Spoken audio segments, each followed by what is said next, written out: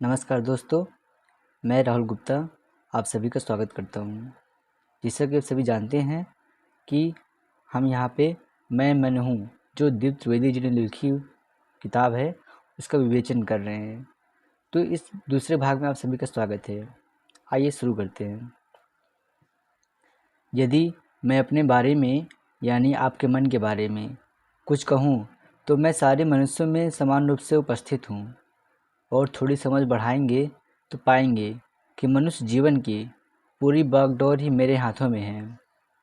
वहीं यदि प्रभाव की बात करूं तो इस मनुष्य जीवन का कोई पहलू मुझसे अछूता नहीं है और मेरी कार्यप्रणाली की चर्चा करूं तो वह इतनी तो कॉम्प्लिकेटेड है कि मेरे बाबत आपको कुछ भी समझाना इतना आसान नहीं, क्योंकि आपका सब कुछ मैं होते हुए भी आपके लिए तो बिल्कुल अनजाना विषय हूँ।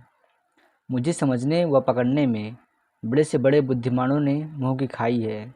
अतः सर्वप्रथम मैं आपको अपने अस्तित्व के बारे में बताना चाहूँगा, क्योंकि सबसे बड़ी बात तो यह है कि इतनी प्रगति कर लेने के बावजूद विज्ञान पूरी तरह से मेरे अस्तित्व को लेकर भ्रमित है। हालांकि इसका भी एक बुनियादी कारण है।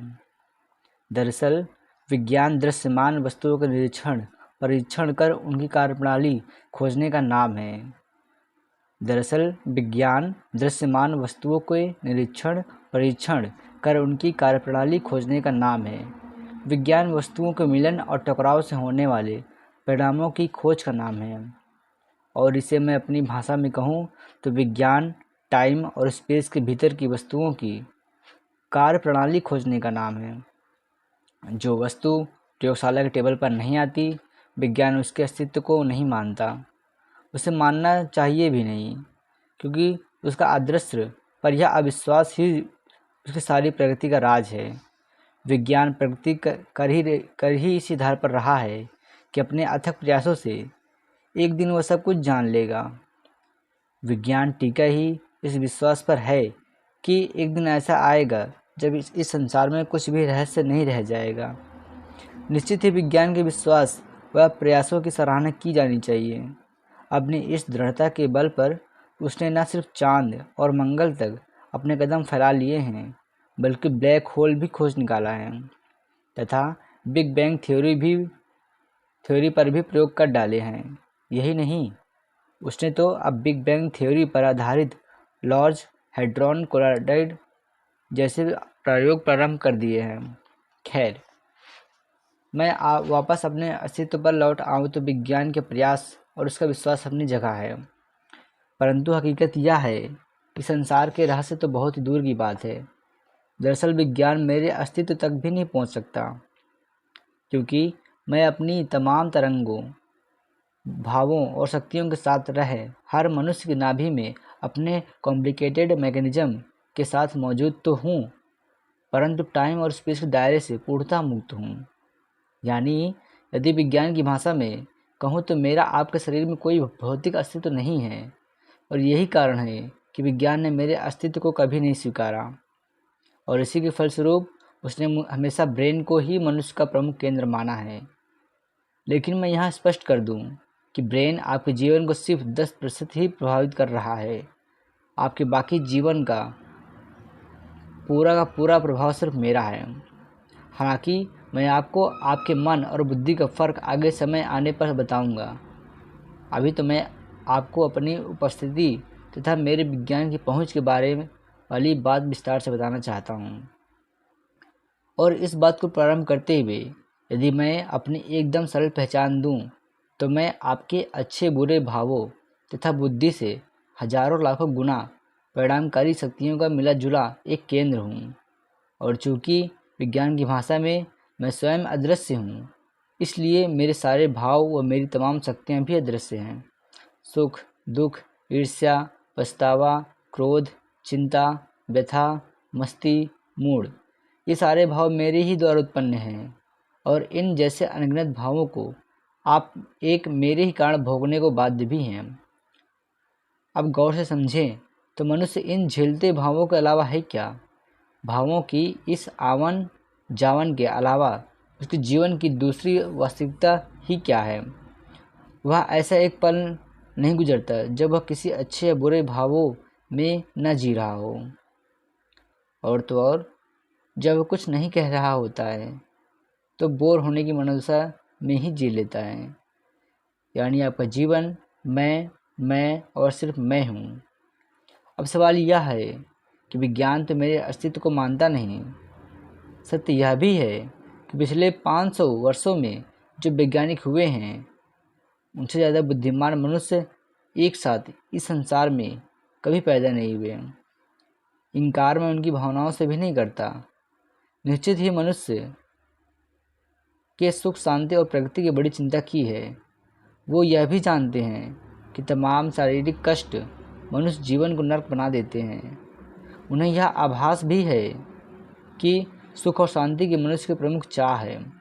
लेकिन दिक्कत यह आई कि विज्ञान ने अपनी सीमित समझ से मनुष्य के सुख व शांति का ताल्लुक उसकी प्रगति तथा उसके आराम और मनोरंजन से बिठा दिया। फिर तो विज्ञान ने वह प्रगति की कि आराम, वैभव और मनोरंजन की एक से एक महान सामग्रियों की खोज कर ली। और निश्चित ही उसने सारे प्रयास मनुष्य का जीवन स्तर सुधारने हेतु ही किए। यह भी मानना ही होगा कि प्रगति, आराम, मस्ती, आनंद, मनोरंजन वगैरह मनुष्य जीवन की परम आवश्यकता है। निश्चित ही इन सब ने मनुष्य का जीवन स्तर कहाँ से कहाँ पहुँचा भी दिया है। फिर भी सामने विज्ञान को यह बात तो माननी ही होगी कि इन सब का भी मनुष्य के जीवन पर असर ऊपरा ऊपरी ही हुआ है। आपको भी अनुभव है ही कि विज्ञान के खोजे वैभव के कैसे भी उपकरणों का दायरा मनुष्य के शारीरिक सुखों से ऊपर नहीं उठ पाया है। मानसिक रूप से तो मनुष्य इन सारे वैभवों के बावजूद दुख, चिंता व क्रोध से घिरा ही रहा है।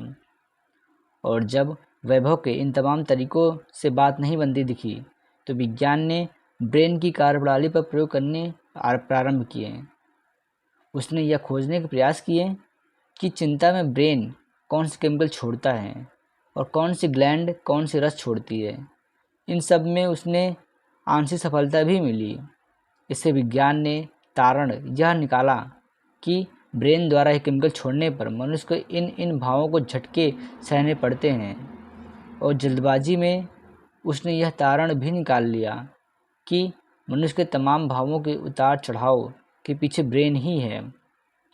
पर यहाँ मैं स्पष्ट कर दूँ, विज्ञान का यह तारण कतई सही नहीं है, क्योंकि भाव मैं भेजता हूँ और ब्रेन उस पर सिर्फ अपनी प्रतिक्रिया देता है। अब इन प्रतिक्रियाओं की विज्ञान कितनी ही एनालिसिस कर ले, लेकिन उससे बहुत कुछ उसके हाथ आने वाला नहीं, क्योंकि वह कभी कोई ऐसी दवाएं या इंजेक्शन नहीं खोज सकता, नहीं पाने वाला, जिससे ब्रेन अमुक केमिकल छोड़ना ही बंद कर दे या उसके बाद मनुष्य को चिंता पकड़े ही नहीं। खैर, आगे जब इससे भी बात नहीं बनी तो विज्ञान ने डीएनए और जीन्स भी खोज लिए। निश्चित ही उसकी इस खोज हेतु विज्ञान को 100 सलाम। विज्ञान की यह एक ऐसी उपलब्धि है जिसने मनुष्य से संबंधित कई रहस्यों पर से पर्दा उठा लिया। फिर भी दुख या चिंता के तल पर बात वहीं की वहीं रह गई, क्योंकि डीएनए तथा जीन्स मनुष्य की शारीरिक बनावट, उसकी उम्र, उसकी त्वचा का कलर वगैरह की बाबत तो सब कुछ तय कर सकते हैं, परंतु उसकी चिंता, व्यथा या क्रोध वगैरह पर वे अपना कोई भी प्रभाव बनाने में असमर्थ हैं। हालांकि इस संदर्भ में एक बार फिर विज्ञान को सलाम करना ही होगा कि उसने डीएनए तथा जीन्स की डिकोडिंग और री इंजीनियरिंग तक पर भी कार्य चालू कर दिया। निश्चित ही सारे विज्ञान के छुए वे शिखर हैं जितनी तारीफ की जाए कम है।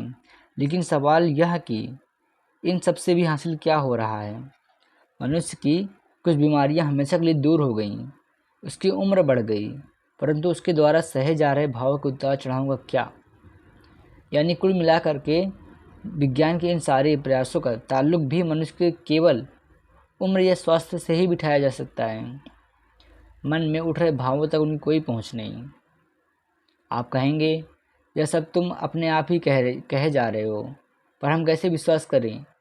मैं जानता हूँ कि मैं अपने बाबा छाए रहस्य पर से पर्दा इस वैज्ञानिक युग में उठा रहा हूँ, अतः मैं जो भी कुछ भी कहूँगा मुझे सिद्ध भी करना पड़ेगा, और मैं उस तैयारी से ही आपके सामने आया हूँ। लेकिन यहाँ दिक्कत यह है कि चूँकि मेरा कोई भौतिक अस्तित्व तो नहीं है, अतः मेरे बाबत विज्ञान की प्रयोगशाला में तो मैं कुछ सिद्ध करने से रहा। यूँ भी यदि मैं टाइम और स्पेस के भीतर होता, विज्ञान कब कब मेरा एनालिसिस कर मनुष्य के जीवन से चिंता व क्रोध गायब कर चुका होता। परंतु इसका अर्थ यह नहीं कि मैं किसी भी लैब में सिद्ध नहीं होता। मनुष्य मेरी जीती जागती लेबोरेटरी है। जो कोई थोड़ी भी बुद्धि लगाएगा, उसे मेरे अस्तित्व को पहचानने में ज़रा भी देर नहीं लगेगी। बस आप मेरी कही बातों को अपने भीतर महसूस करना प्रारंभ करें, क्योंकि मेरा अस्तित्व भी आपके भीतर है और मेरी लेबोरेटरी भी आपके एहसास ही है। खैर, अब इसी संदर्भ में मैं अपनी बात को आगे बढ़ाता हूँ। आप यह तो मानेंगे कि विज्ञान ने शरीर संबंधित अधिकांश खोजबीन कर ली है। विज्ञान खून की चंद बूंदों से आपके शरीर के कौन से अंग में क्या गड़बड़ है यह बताने सक्षम हो गया है। यह भी मानना ही होगा कि उन गड़बड़ियों को दूर करने हेतु विज्ञान तमाम प्रकार की दवाइयों का निर्माण भी कर चुका है। यही क्यों, अब तो आपके शरीर का इलाज करने हेतु वह अनेक प्रकार की सर्जरी करने में भी समर्थ हो चुका है। लेकिन इन सब के बावजूद विज्ञान की मजबूरी तो देखो कि भले ही वह मेरे अस्तित्व से इनकार करे, परंतु मेरे सारे भावों को तो उसने भी स्वीकार ही करना पड़ता है। दुख सुख हो या चिंता, उसके अनुभव खुद वैज्ञानिकों को भी होते हैं। क्या यह हास्यास्पद नहीं है कि एक तरफ विज्ञान अदृश्य से इनकार करता है और दूसरी तरफ वैज्ञानिक स्वयं अदृश्य भावों को रोज रोज झेल रहे हैं। आज नहीं तो कल विज्ञान को अदृश्य के अस्तित्व को स्वीकारना ही होगा। आखिर जो है उसे विज्ञान भी कब तक मुंह फेर पाएगा, भले ही अदृश्य का सिद्धांत विज्ञान के सिद्धांत से मेल न खा रहा हो। परंतु एक न एक दिन तो वैज्ञानिकों को भी मेरे अदृश्य भावों को अदृश्य के रूप में पहचानना ही होगा, क्योंकि अपने तमाम प्रयासों के बाद भी विज्ञान कभी उन आपके शरीर में नहीं खोज पाएगा।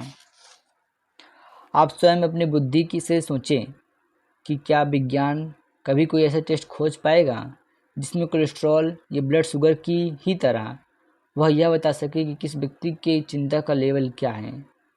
क्या कभी कोई ऐसा थर्मामीटर विज्ञान बना पाएगा जिससे क्रोध बॉर्डर लाइन को क्रॉस कर गया है या नहीं यह जाना जा सके। क्या विज्ञान कभी ब्लड प्रेशर या यूरिक एसिड की गोलियों की तरह मनुष्य के भय या असुरक्षा को नियंत्रित करने की गोलियां खोज पाएगा। क्या वह किसी की जीन्स या डीएनए से यह बता पाएगा इसके जीवन में कितनी चिंताएं और कितनी परेशानियां आने वाली हैं। क्या विज्ञान कभी ऑपरेशन कर मनुष्य के भीतर छुपे दुख को सदैव के लिए निकाल कर बाहर फेंक सकेगा। सवाल ही नहीं उठता, क्योंकि यह सब टाइम और स्पेस के बाहर की दुनिया की बात है और विज्ञान की उस तक कोई पहुंच नहीं है। अतः पहले आप बुद्धिमत्तापूर्ण मेरे इस अदृश्य व्यक्तित्व को तथा अस्तित्व को तथा मेरी अदृश्य दुनिया को पहचाने। उसके बाद निश्चित ही मेरे साथ प्रयोग कर आप अपनी चिंता व दुख से हमेशा के लिए छुटकारा पा सकते हैं। आनंद व सफलता आपका भाग्य हो सकता है यदि आप अपने में स्थित मुझे ठीक ठीक पहचानने में सफल हो जाएं। कुल मिलाकर आपका जीवन एक शुद्ध यात्रा हो सकता है यदि आप मेरे साथ प्रयोग करने की प्रज्ञा हासिल कर लें। जी दोस्तों, धन्यवाद। मिलते हैं अपने अगले भाग 3 में जल्दी। शुक्रिया।